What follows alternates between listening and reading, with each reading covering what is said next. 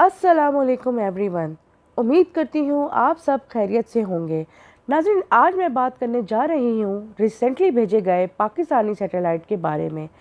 जी नाज़रीन, 4 मई 2024 को चाइना का चैंग-ई-6 मिशन ज़मीन के ऑर्बिट से बाहर निकलकर चांद की तरफ रवाना हो चुका था।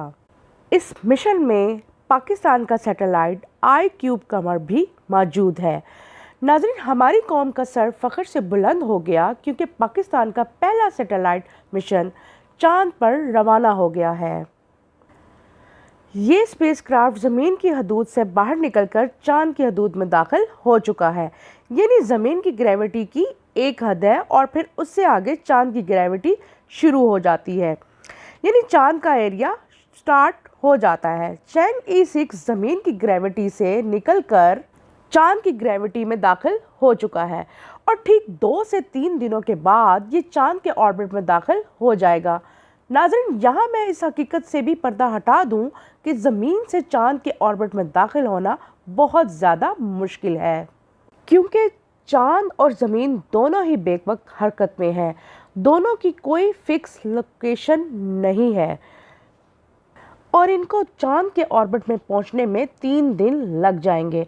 तो इसीलिए साइंसदानों को परफेक्ट कैलकुलेशन करना है कि आने वाले 3 दिनों में चांद किस जगह पर होगा। अगर साइंसदान उसकी एग्जैक्ट पोजीशन को जानने में नाकाम हो गए तो ये स्पेसक्राफ्ट चांद से आगे निकल जाएगा। इसीलिए ज़मीन की हदूद से निकलने से पहले इसकी एग्जैक्ट लोकेशन के बारे में जानना बहुत ज़रूरी है। और अब ये मिशन चांद की ग्रेविटी वाले एरिया में दाखिल हो चुका है और पाकिस्तान का सैटेलाइट इंशाअल्लाह ताला मिशन के 5वें रोज़ चांद के ऑर्बिट में पहुंच जाएगा, जो हमारे लिए बहुत बड़ी बात है। हम सादा अल्फाज में कह सकते हैं कि इस वक्त हमारा सैटेलाइट चांद के करीब पहुंच चुका है। टाइम गुजरने के साथ साथ साइंसदान इस सैटेलाइट की स्पीड को कम करते जाएंगे ताकि इसको चांद के अपोलो क्रिएटर पर लैंड करवा लिया जाए। यहाँ से इसमें से एक रोबोट निकलेगा। ये रोबोट चांद की सतह से 2 किलो के सैंपल्स को इकट्ठा करेगा और लैंडर से ऑर्बिटर तक पहुँचाएगा और फिर ये ऑर्बिटर इन सैंपल्स को ज़मीन पर ले आएगा। ज़मीन के ऑर्बिट में पहुँचने के बाद ये ऑर्बिटर एक कैप्सूल को ज़मीन के एटमॉस्फेयर में छोड़ेगा और फिर इसी कैप्सूल में सैंपल मौजूद होंगे। फिर ये कैप्सूल चाइना की सेलेक्ट की गई लोकेशन पर जाएगा। वहाँ से चाइना के साइंसदान उस कैप्सूल को लैब में लेकर जाएंगे, जिसके बाद मिशन कंप्लीट हो जाएगा। नाज़रीन, अब अगर बात की जाए पाकिस्तानी मून मिशन की, तो ये एक्चुअली एक छोटा मिशन है, लेकिन एक गरीब मुल्क के लिए इतना ही काफ़ी है और फ़ख्र का निशान है कि हमारा एक सैटेलाइट चांद पर गया है। और नाज़रीन, पाकिस्तान चांद पर जाने वाला छठा मुल्क बन जाएगा इंशाअल्लाह ताला। इस सिलसिले में इंडियंस हमारा बहुत मजाक उड़ा रहे हैं कि हमारा सैटेलाइट तो बहुत छोटा है और एक चाइनीज़ चिप है और इसको तो इंडिया में स्टूडेंट्स भी बना सकते हैं। नाज़रीन, लेकिन किसी के कहने से क्या फ़र्क पड़ता है जब अल्लाह पाक की रज़ा साथ हो। नाज़रीन, यहाँ मैं आपको बताती चलूँ कि चांद के ऑर्बिट में जाने के बाद इंडिया के मुंह पे ये एक तमाचा होगा, क्योंकि हम बहुत कम पैसों में एक सैटेलाइट को चांद के ऑर्बिट में भेज रहे हैं। चैंग-ई-6 मिशन में अकेला हमारा ही सैटेलाइट नहीं शामिल, बल्कि कई और मुल्कों के सैटेलाइट भी स्पेस में जा रहे हैं और स्पेस के इस तरह के मिशन आगे पीछे चलते रहते हैं।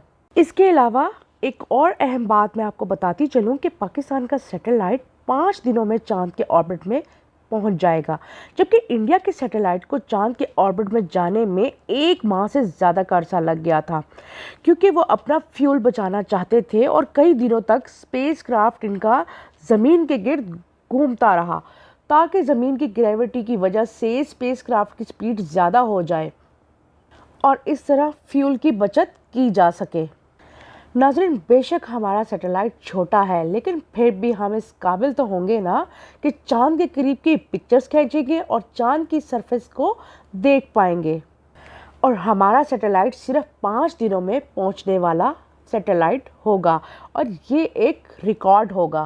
लेकिन सबसे अहम मिशन चाइना का है। इससे अमेरिका और इंडियंस दोनों ही परेशान हैं, क्योंकि इससे पहले चैंग ई 5 को चांद के सामने के हिस्से पर लैंड करवाया गया था और अब चैंग ई 6 को चांद की दूसरी तरफ लैंड करवाया गया है। इस मिशन से चांद पर पानी को फाइंड किया जा सकता है और चांद की डार्क साइड में छुपे राजों का भी पता लगाया जा सकता है। और इस मिशन में पहली बार चांद की डार्क सतह से मौजूद मिट्टी को जमीन पर लाया जा रहा है, जो चाइना के लिए बहुत बड़ी डिस्कवरी है। और इस मिशन से हासिल होने वाली इंफॉर्मेशन के इस्तेमाल से चाइना आने वाले वक्तों में इंसानों को चांद पर भेजेगा। यानी अमेरिका और चाइना में इस वक्त स्पेस वार स्टार्ट हो गई है। इसके अलावा नाजरीन, अमेरिकी खलाई इदारे नासा के मुताबिक इस दहाई के आखिर तक इंसान चांद पर रह रहे होंगे। ये किसी ख्वाब से कम नहीं।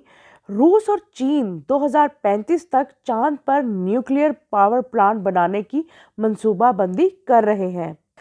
नाजरीन, यानी स्पेस रेस और स्पेस वार, मैं तो ये कहूँगी कि दोनों ही स्टार्ट हो गई हैं। नाजरीन, आपका इस बारे में क्या कहना है, नीचे कमेंट बॉक्स में ज़रूर बताइएगा। नाजरीन, अगर आपको मेरी ये वीडियो अच्छी लगी हो तो कमेंट बॉक्स में ज़रूर बताइएगा और मेरी वीडियो को आगे शेयर करना और लाइक करना मत भूलिएगा। मिलते हैं नेक्स्ट वीडियो में। अल्लाह हाफिज़।